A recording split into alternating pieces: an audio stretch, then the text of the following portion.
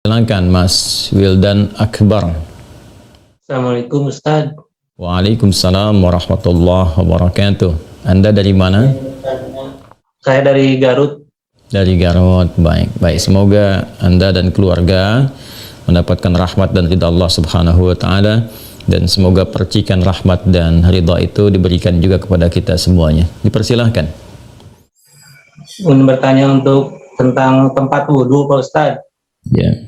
Ya, misalkan di rumah kan terkadang tempat wudhunya itu menyatu dengan toilet, WC. Nah itu bagaimana? Apakah Islam memandang tentang itu? Baik.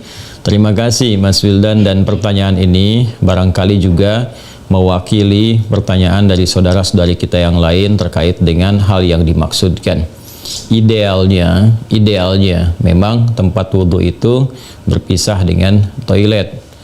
Mengapa? Karena di dalam tempat wudhu itu kita juga menyertakan berbagai macam kalimat-kalimat thayyibah yang mengiringi proses wudhu, baik sebelum ataupun setelah wudhu itu dilangsungkan. Bukankah kita saat berwudhu kan mengucapkan Bismillahirrahmanirrahim, kan?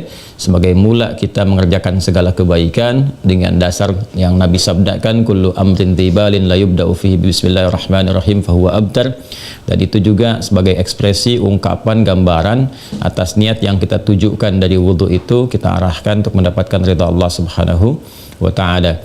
Kemudian juga di akhir wudhu kita juga kan berdoa, dengan mengucapkan syahadatain, syahadu an la ilaha illallah, syahadu anna muhammadar rasulullah. Kemudian kita mengatakan Allahumma ja'alni minat tawabin wa ja'alni minal mutatahhirin. Kalau kita mau kemudian tambahkan juga dengan doa wa ja'alni min ibadikas salihin. Nah, sedangkan kalimat-kalimat thayyibah yang berupa permohonan-permohonan doa dalam kebaikan ataupun menyebut asma-asma yang mulia, nah itu kan umumnya tidak diutarakan saat kita berada di dalam toilet, karena toilet punya sifat tertentu. Sifatnya hanya untuk menyalurkan atau membuang hadas, baik yang sifatnya kecil ataupun juga besar, dengan cara-cara tertentu yang boleh jadi juga melahirkan najis. Sedangkan wudhu itu tidak seketika juga menyatu dengan menghilangkan najis. Bisa jadi hanya hadasnya saja, belum tentu ada najisnya, kan?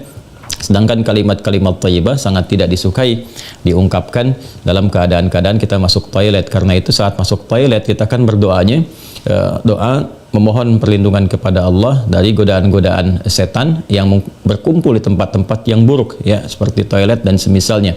Allahumma inni a'udzubika minal khubuthi wal khaba'ith. Nah, kemudian ketika kita keluar, kita kan beristighfar tuh. Ghufranak, kan? Ghufranak, mohon ampunanmu ya Allah. Nah, ada yang mendetilkan itu. Kenapa kita minta ampunan ketika keluar? Karena kita menahan diri dari pengungkapan kalimat thayyibah yang biasanya kita ucapkan di setiap tempat, kan? Istighfar, sholawat dan sebagainya. Nah, ketika itu terputus saat masuk toilet, seakan-akan ada sifat tawadhu, kita memohon ampunan karena nggak mampu mengungkapkan, karena itu tempat yang tidak pantas, kan? Diungkapkan itu di tempat yang tidak sesuai. Maka ketika keluar kita mengatakan ghufranak kalau ada hal-hal yang tidak tepat di dalam dan tidak mampu mengerjakan hal yang biasa kita kerjakan. Itu adab saja, takdib di dalamnya.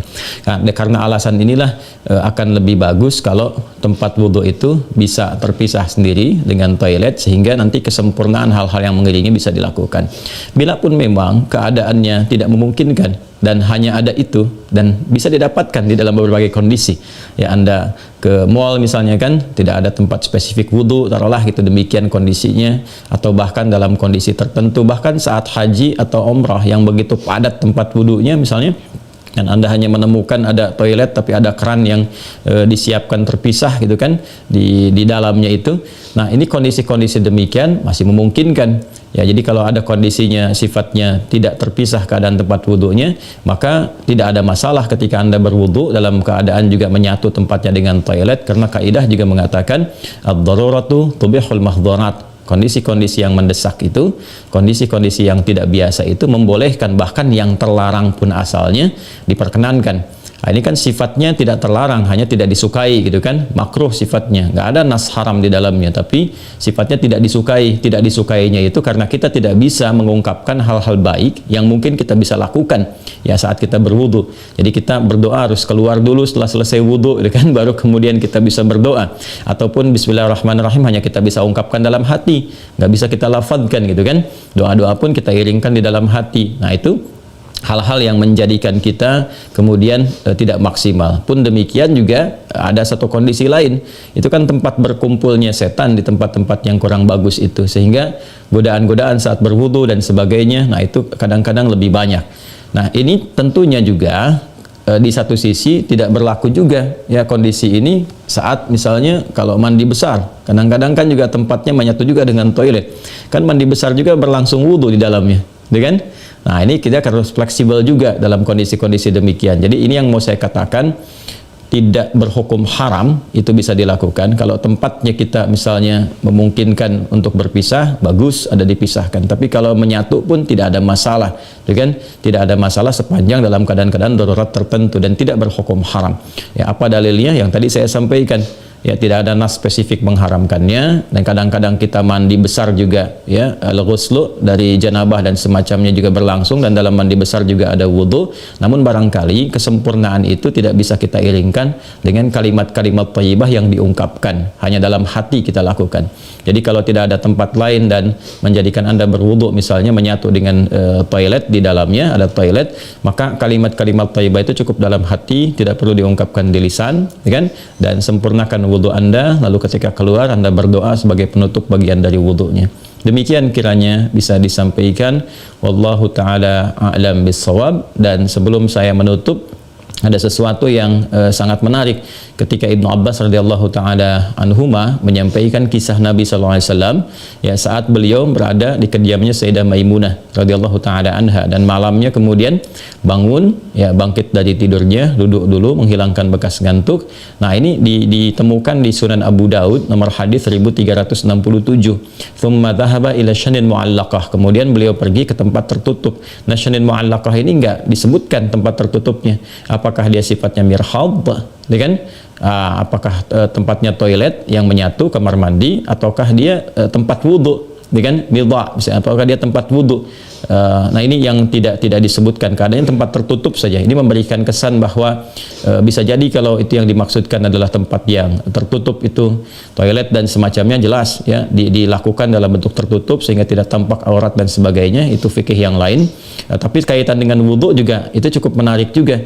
Hendaknya kalau kita pun membuat tempat wudhu di satu tempat ya, dimungkinkan ada penutupnya, karena boleh jadi tempat-tempat yang digunakan untuk oleh laki-laki ataupun perempuan yang menyatu, menyatu itu yang dimaksudkan dimanfaatkannya ya, boleh jadi ada perempuan juga yang masuk ke situ, kan di satu tempat tuh nggak ada kekhususan gitu ya. Nah, tapi tempat-tempat lain sekarang sudah lebih bagus, ini untuk laki-laki, ini untuk perempuan, tuh nggak ada masalah. Tapi kalau tempat yang digunakan untuk menyatu, dia hendaknya ada penutup sehingga nggak semua orang bisa mengakses ke dalamnya dengan batas-batas tertentu. Apa kaitannya, korelasinya dengan pertanyaan Anda? Syanin mu'allaqah di sana nggak disebutkan ya, apakah itu tempat wudhu atau menyatu dengan toilet, tapi babnya ketika keluar dari situ Nabi sudah berwudhu ya, sedangkan keterangan-keterangan tentang seputar wudhu Nabi dan bangkit di malam hari itu disertakan juga dengan janabat. Artinya apa? Di kondisi-kondisi tertentu kan mandi, ya kan? Dalam mandi itu kemudian ada proses wudhu dan sebagainya. Ini menunjukkan kesan bahwa dalam mandi itu kan ada, selain hadas juga ada sifat-sifat lain yang dibersihkan, ya kan? Bisa jadi juga yang mengandung najis seperti buang air kecil ya, dan sebagainya kan menyertai dalam mandi itu.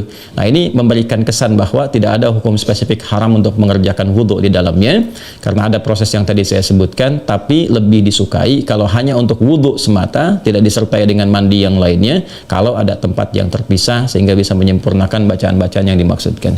Demikian Mas Wildan ya, semoga bisa dipahami dengan baik. Allah Ta'ala alam bisawab.